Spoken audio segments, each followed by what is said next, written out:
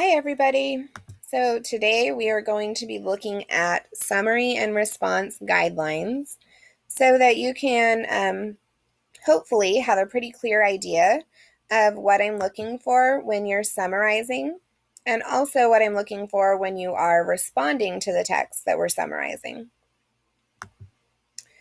Okay, so first of all, summarizing involves giving an overview of the author's main points.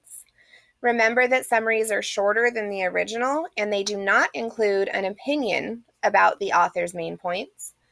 They should also begin with the full name and the full title of the piece being summarized. If you want an example of that, you can look at the student essay that is in the essay packet, and that student essay has really strong summaries, so you can look there for an example of what a one-paragraph summary looks like.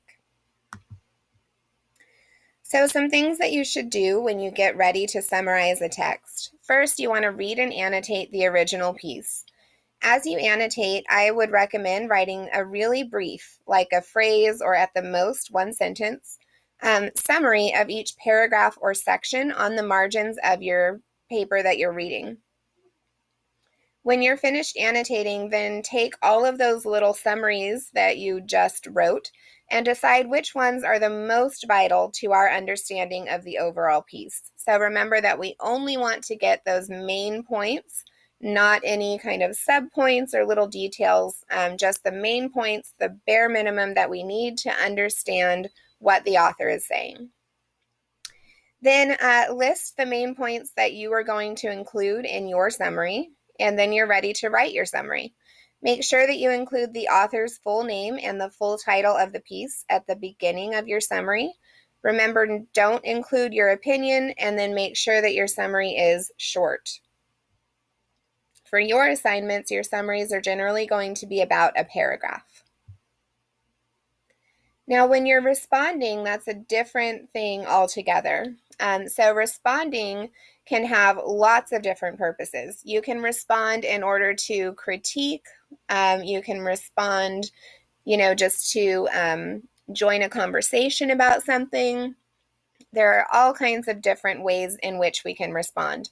For the response that you guys are going to be doing for your essay, you're going to be responding by relating to the pieces that you have just summarized. You're going to be doing this by sharing an important moment from your life that happened over 24 hours or less. And in your response, you're using descriptive language to help readers feel like they're there with you during those moments that you're describing. Your response should be organized and clearly take us through the event that you're describing. And in this case, your response is going to be several pages long. So you want to make sure that you have a plan for, which life event you're going to talk about. And then you also want to make sure that you have a plan for how to organize your thoughts. Again, if you would like an example of this, I definitely recommend checking out the student sample essay that I've included, and you can read through that and see a really good example of an effective response where the student takes us through a moment that happened in their life, and they also use lots of descriptive language, and they're also very organized about the way they present that response to us. So that student essay is super helpful. Okay, so a recap of what we're doing when we're summarizing and responding. First of all, you need to make sure that you've read and annotated both Shitty First Drafts and Me Talk Pretty One Day. Then you need to summarize each of those pieces in one paragraph each. From there, choose an event from your own life which was important to you and make sure that that event happened over 24 hours or less. And then plan how you'll write about that event. So this is where you're going to be doing some brainstorming and getting some plans together. Make sure that you're forming paragraphs. Make sure that you're including vivid language so that you can take us through the event from start to finish and help us really feel what you were feeling and going through in that moment. From there, you can start putting your essay draft together.